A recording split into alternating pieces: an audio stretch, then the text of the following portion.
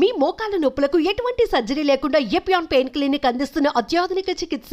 Diabetes వాళ్ళు ఎన్నిసార్లు food తినాలి, అసలు డయాబెటీస్ వాళ్ళు ఏం తీసుకుంటే డయాబెటిక్ కంట్రోల్లోకి వస్తుంది? మార్నింగ్ బ్రేక్ఫాస్ట్ చేస్తాం, లంచ్ చేస్తాం, డిన్నర్ చేస్తాం, కానీ షుగర్ లెవెల్స్ బాగా పెరిగిపోయే వాళ్ళు ఉంటాయి. కొంతమంది చూస్తే బాగా తింటేనే కంట్రోల్లోకి వస్తాయి. సో అలా డయాబెటీస్ వాళ్ళు ఎన్నిసార్లు తినాలి, ఏం తింటే డయాబెటిక్ కంట్రోల్లోకి ఉండొచ్చు అనే దాని గురించి మనం క్లుప్తంగా తెలుసుకుందాం ఈ వీడియోలో. డయాబెటీస్ వాళ్ళు ఏం తినాలంటే మాక్సిమం 2 పూట్లే తినాలండి. ఎందుకంటే సో ఆల్మోస్ట్ చాలా వీడియోస్లో నేను చెప్తాను, ఒకసారి తింటే యోగి, 2 సార్లు తింటే భోగి, 3 సార్లు తింటే రోగి అంటారు చాలా వరకు. ఇది అందరికీ తెలిసిందే. సో 3 సార్లు తింటే నిజంగానే రోగులు అవుతాం. అది డయాబెటీస్ వాళ్ళ మిగతా కాదు, ఎవరైనా సరే. 2 సార్లు తింటే భోగి, ఒకసారి తింటే యోగి. మనము 3 పూట్ల తిని ఇబ్బంది పడి రకరకాల ఇబ్బందులు తెచ్చుకునే బదులు డయాబెటీస్ వాళ్ళకి ఒకే కాకుండా ఇది అందరికీ యూజ్ అవుతుంది ఈ వీడియో. సో మనం మార్నింగ్ ఎప్పుడు ఏం తింటున్నాం, ఎంత తింటున్నాం, ఏమేమి కలుపుకొని తింటున్నాం, ఆ న్యూట్రిషనల్ డెఫిషియన్సీస్ రాకుండా, ఒకటి ఇప్పుడు తినే ఫుడ్ వల్ల, ఇప్పుడు మనం చెప్పే ఫుడ్ డయాబెటిక్ ని కంట్రోల్ చేస్తుంది. హెల్దీ లైఫ్ స్టైల్ ఉండడం వల్ల ఏ రకమైన సమస్యలు రావు. సో డయాబెటీస్ వాళ్ళు బెస్ట్ ఏంటంటే 1 పూట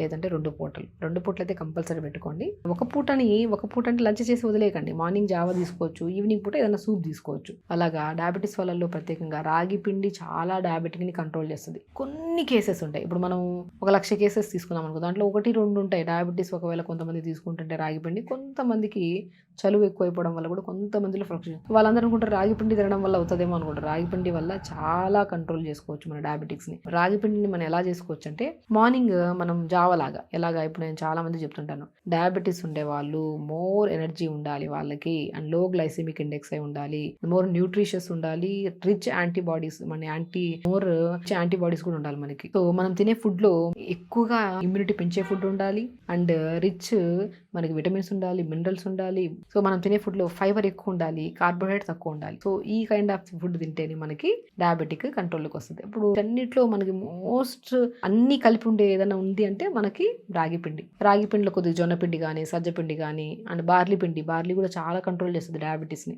డయాబెటీస్ వల్ల మనం బాగా గమనిస్తే యూరిన్కి ఎక్కువ వెళ్ళడము, లేదంటే యూరినరీ ట్రాక్ ఇన్ఫెక్షన్స్ ఉండడము, ఇలాంటివి కామన్ గా జరుగుతుంటాయి. సో మనం రాగి పిండి కానీ, జొన్న పిండి కానీ, సజ్జ పిండి కానీ, బార్లీ పిండి సమపాలంలో కలిపి పెట్టేసుకోండి. అది ఇప్పుడు మనం చెప్పే విధానంలో వండుకొని మార్నింగ్ జావలాగా తీసుకుంటే చాలా అద్భుతంగా పనిచేస్తుంది మన డయాబెటీస్ కి, అండ్ ఎనర్జీ కూడా బాగుంటుంది అనమాట. సో మనం ఏం చేస్తాము, కొద్దిగా 1 గ్లాస్ వాటర్ లో వెజిటబుల్స్ ఏమైనా ఉంటే, ఇప్పుడు సొరకాయ కానీ, బీరకాయ కానీ, చిన్నగా క్యారెట్ ముక్కలు కానీ, ఆకుకూరలు ఉంటే ఆకుకూరలు, పాలకూర కూడా బాగా పనిచేస్తుంది డయాబెటీస్. ఈ ఆకుకూరలన్నీ, వెజిటబుల్స్ అన్ని వేసుకుని ఫస్ట్ నీళ్ళలో ఉడకబెట్టుకోవాలి. ఆ ఉడుకుతున్నప్పుడు మనం ప్రిపేర్ చేసి పెట్టుకున్నాం కదా పిండి, రాగి పిండి, జొన్న పిండి, సజ్జ పిండి, బార్లీ పిండి. ఇంకొకటి కూడా బెస్ట్, ఎందుకంటే డయాబెటీస్ వాళ్ళలో so B12 D vitamin deficiencies చాలా కామన్ గా చూస్తుంటాం. సో అది డెఫిషియన్సీస్ రాకుండా ఐరన్ కూడా చాలా వరకు పెంపొందించే గుణాన్ని మనకి తోటకూర విత్తనాలు కలిగి ఉంటాయి. దాన్ని అమ్రాంత్ సీడ్స్ అంటారు. అది మనం జావలా కూడా చాలా వరకు వాడుతుంటాం. సో ఈ 5టిని పౌడర్ చేసి పెట్టేసి 2 స్పూన్ల పౌడర్ ఈ జావలో, ఇప్పుడు మనం వెజిటబుల్స్ ఉడుకుతున్నప్పుడు ఈ పౌడర్ వేసి జావని మనం బాగా ఉడకబెట్టేసి,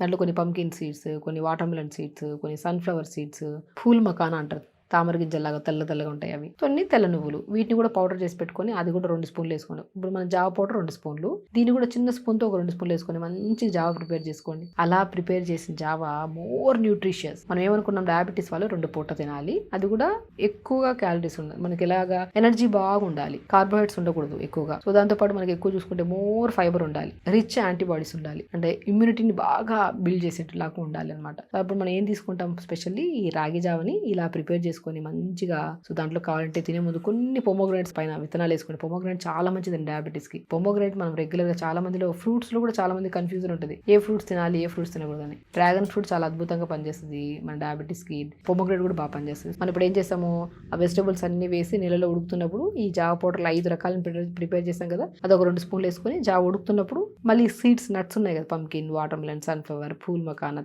అవి కూడా 1 స్పూన్ లేదా 2 స్పూన్లు వేసుకొని మంచి జావ ఉడుకుతున్నప్పుడు కొద్దిగా పెప్పర్ సాల్ట్ వేసుకొని దింపి తినే ముందు ఇంకా హెల్తీగా తినాలంటే కొద్దిగా పొమోగ్రానేట్ విత్తనాలు వేసుకొని జావ తీసుకోండి. చెప్తుంటేనే చాలా మంది డయాబెటిక్ కేసెస్లో ఎన్నో రకాల HbA1c 9.5, 10 నుండి, సో చాలా మందిలో ప్రీ డయాబెటిక్ వాళ్ళు కూడా వస్తే, నేను ఫస్ట్ న్యూట్రిషన్ పరంగా చూసుకుంటే ఈ జావ ప్రత్యేకంగా సజెస్ట్ చేస్తాను. ఇది తాగిన తర్వాత వాళ్ళకి ఎంత అనిపిస్తుంది అంటే, హ్యాపీగా ఒక kind of more nutrition add అవుతుంది కదా, బ్రెయిన్ కూడా చాలా రిలాక్స్ అవుతుంది, స్ట్రెస్ తగ్గుతుంది, డయాబెటిక్ ఉన్న విషయం కూడా మర్చిపోతారు, ఎందుకంటే అది బాగా కంట్రోల్లోకి వస్తుంది ఈ జావ మనం రోజు తీసుకుంటూ ఉంటే. ఏమున్నాయండి, వెజిటబుల్స్ ఉన్నాయి, ఆకుకూరలు ఉన్నాయి, నట్స్ ఉన్నాయి, జావ ఉంది, అన్ని మిక్స్డ్ చేసాం కదా, more nutrition, packed nutrition. So దాంతోపాటు లంచ్కి వచ్చాక రెడ్ రైస్, మనం 2 పూట అనుకుంటాం కదా, రెడ్ రైస్ చాలా ఇంపార్టెంట్.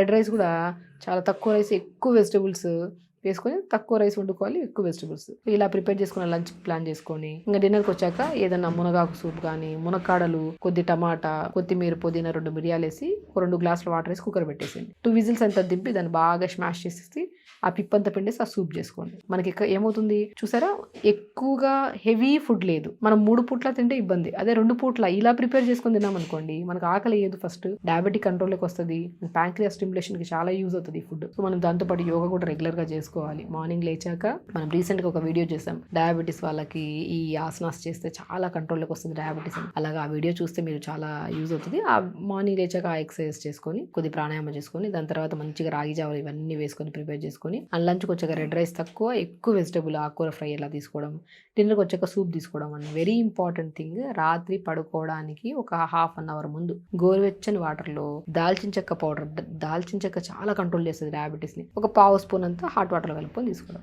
ఇదే పద్ధతి ఫాలో అవ్వండి. వితిన్ 20 డేస్లో మీ షుగర్ లెవెల్స్ ఫాస్టింగ్ చూడండి, పోస్ట్ చూడండి, ఎంత కంట్రోల్లోకి వస్తుంది. సో చాలా మంది కామెంట్స్ చేశారు, ఎన్ని పూట్ల తినాలి, ఏం తింటే డయాబెటిక్ కంట్రోల్లోకి వస్తుంది. వాళ్ళ కోసం ఈ వీడియో. సో ఖచ్చితంగా ఇప్పుడు మనం చెప్పిన పద్ధతి చేసుకుంటూ, అండ్ ప్రత్యేకంగా మర్చిపోకుండా యోగా చేయాలి, అండ్ నిద్ర తొందరగా పడుకోవాలి. మొబైల్ యూజింగ్ చేసే వాళ్ళు ఎవరైతే ఉంటారో వాళ్ళు తగ్గించి తొందర పడుకోవడానికి ట్రై చేయండి. నిద్ర సరిగా లేకపోయినా మీరు చేసే ప్రయత్నం 100% చేయండి. నిద్ర సరిగా లేకపోతే డయాబెటిక్ కంట్రోల్ చేయడం చాలా కష్టం అవుతుంది. సో ఖచ్చితంగా చేయండి. హెల్తీగా ఉండండి, హ్యాపీగా ఉండండి. నమస్కారం.